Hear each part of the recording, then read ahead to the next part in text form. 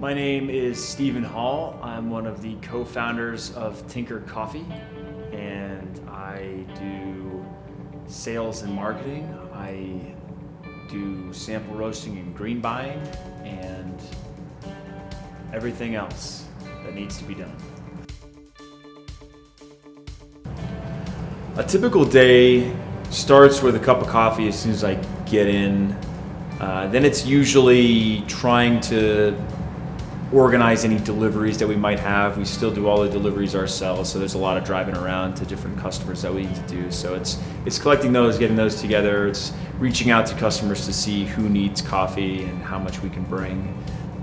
Then it's mostly planning for really the next weeks and months, understanding who we need to be in touch with for specific projects or who we need to be in touch with in terms of getting coffee purchased. I think you make the perfect cup of coffee with a little bit of effort. It doesn't take much, but a little bit of effort. I like to use a Kalita Wave to brew coffee. It's a flat bottom, single cut pour over. It uses a nice thin filter that allows the coffee to really express itself well. 21 grams of coffee, 201 degree water, and brew it for about 2.5 to 3 minutes. Usually it makes a pretty darn good cup of coffee. And again, it doesn't take a ton of effort, but with a little bit of effort, anybody can make a perfect cup of coffee. We got our roaster installed in May of 2014, and at that point we bought 2 big 150-pound bags of unroasted coffee and just roasted as much as we could and sent out samples to friends and family and got good feedback and learned what we could from other roasters and other people in coffee, and just gradually over time got better and better.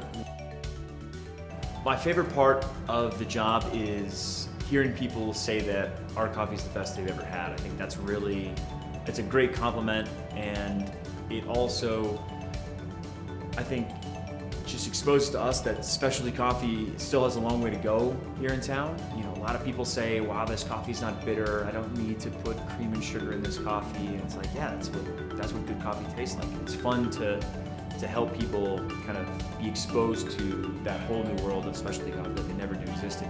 That's really fun. So I love hearing those compliments, and that definitely keeps us motivated. Tinker started a few years back.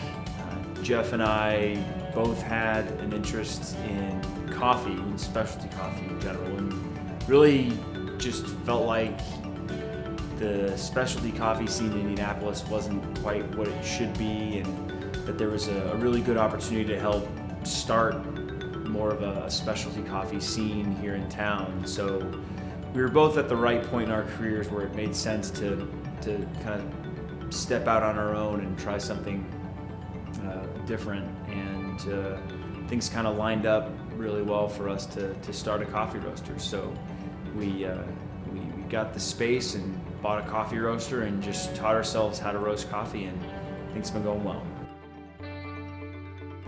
Coffee's incredibly complex.